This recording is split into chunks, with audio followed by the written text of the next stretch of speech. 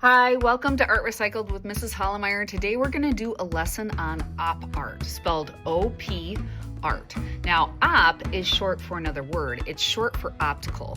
Optical illusions are really fun to look at. Basically, they trick your eye into thinking that space is manipulated a certain way. Now, op art really became popular after 1960. There are a lot of popular op artists.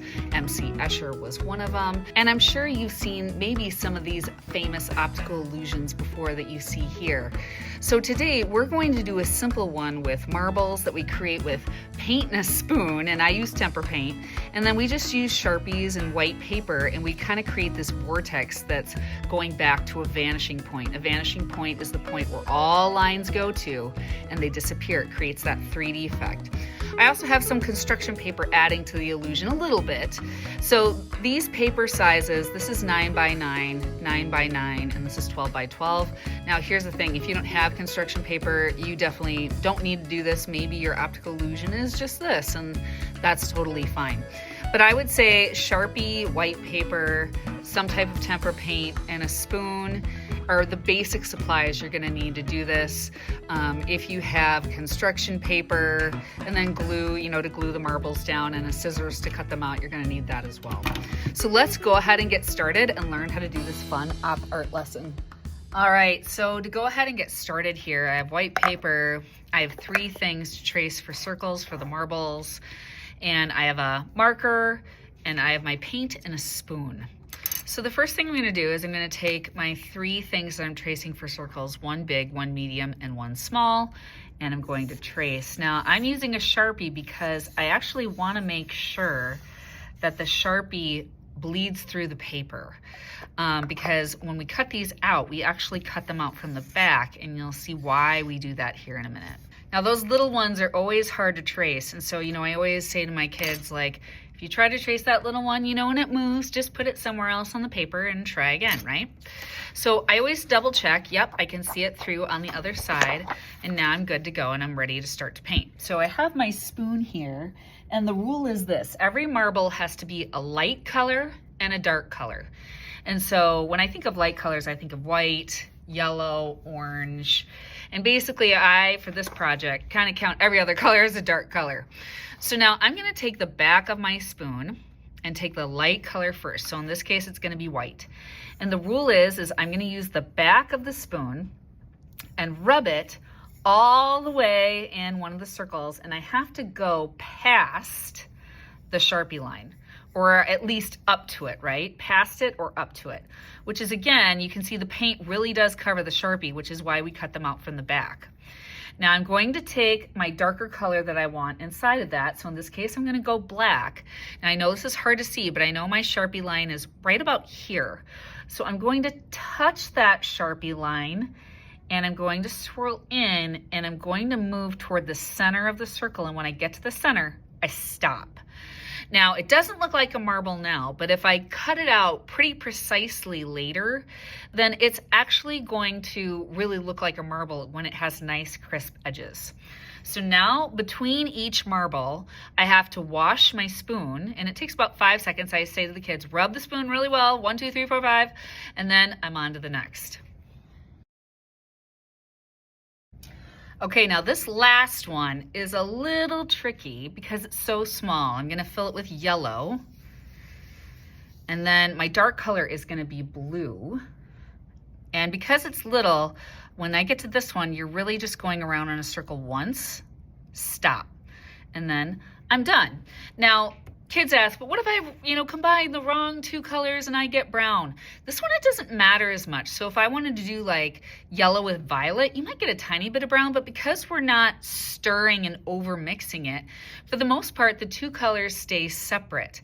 What happens is if you're stirring that spoon again and again and again and again and again, what will happen is we'll all go one color. So that's kind of why I said start at the edge, go around once. Once you hit the center, you're done. And as soon as it dries, it'll look like a marble if you cut it out in a nice circle. So now I'm going to go on to the next part, which is drawing the background. Okay, so those marbles typically take 1 week of art class. This is the second week. We draw the background, and I give kids 3 options. We're gonna create a vanishing point, which is a point where, you know, all the lines in the drawing kind of go to and they kind of vanish. And you can use wavy lines, you could use straight lines, you could use curved lines, and so then kids kind of pick which one they want. I'm gonna draw all 3, and then you decide which one you like the best. First thing I say is, for this project, don't put your vanishing point on an edge, okay? Not on one of these sides, and don't put it right in the center. You can put it a little to the left, a little to the right, or lower, but not in the middle. So for this one, let's say I put it right here, and let's do the easiest one first, right? I'm going to just do straight lines shooting out of the vanishing point as I turn this paper.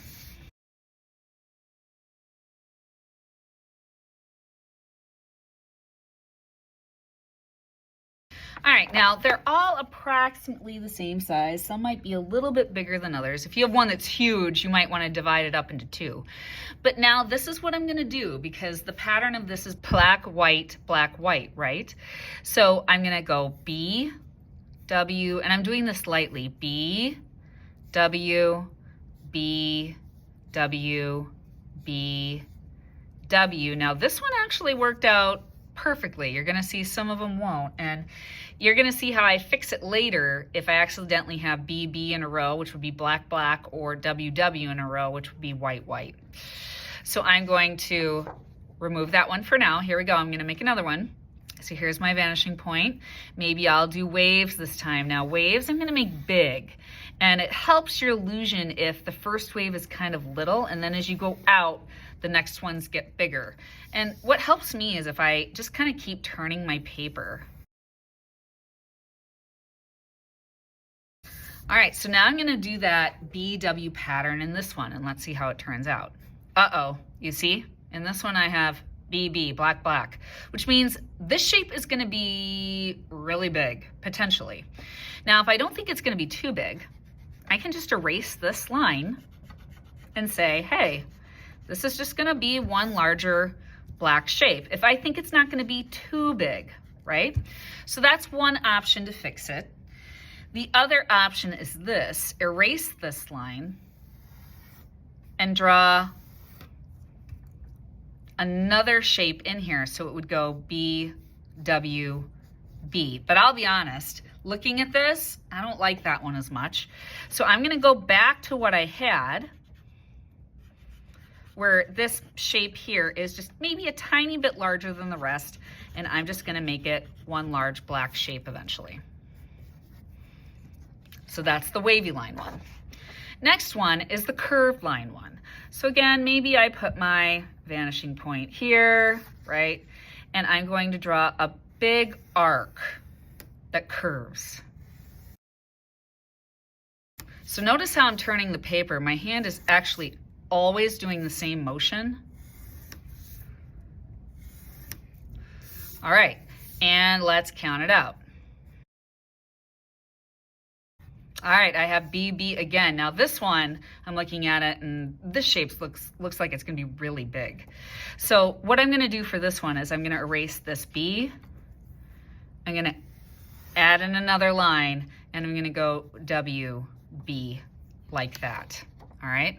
And maybe even I can just move this line over a little bit. So again, if you have to adjust it, go ahead and do that.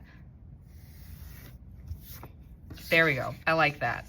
All right, so now, right, if you try one style and you don't like it, you know, you can try another style. Now, basically, I'm going to color it in with a black marker. Now, the thing about optical illusions is that the lines in them, well, they gotta be spot on. Otherwise, the illusion doesn't work.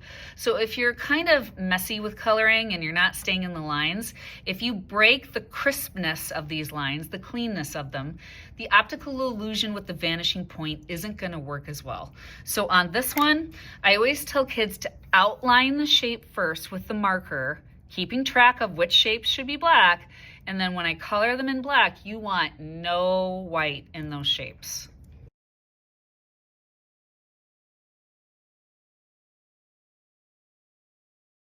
Now, whoops, you can see I couldn't stay in the line there. I made an accident. Now, instead of getting all upset about it, because it's with Sharpie, I can just change it, right? Like I can fix it. Like I can take this line, make it thicker, smooth it out like that, right? And then fix that mistake so it looks like I never went outside of the line. Now basically, I'm just gonna color in all the shapes that have a B, and then I will erase all the W's and get rid of those.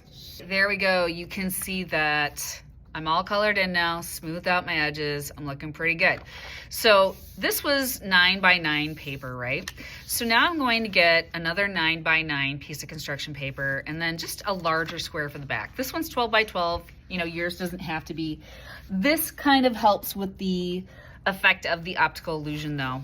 So I'm going to kind of figure out how I want these before I begin. And I think the key is you don't want this colored sheet to hit the edge of the background paper, and you don't want this sheet to hit the edge of the background paper. And you want nice contrast, right? So a big difference in color, not two colors that are similar, between this piece of construction paper and this one. And it just kind of adds to that floating effect of the project, right? So now I'm gonna use glue. You can use whatever type of glue you want. And if you're doing this at home maybe and you don't have the construction paper, right? Then maybe don't do that part. You definitely don't need to do this. So I'm going to glue this piece down first.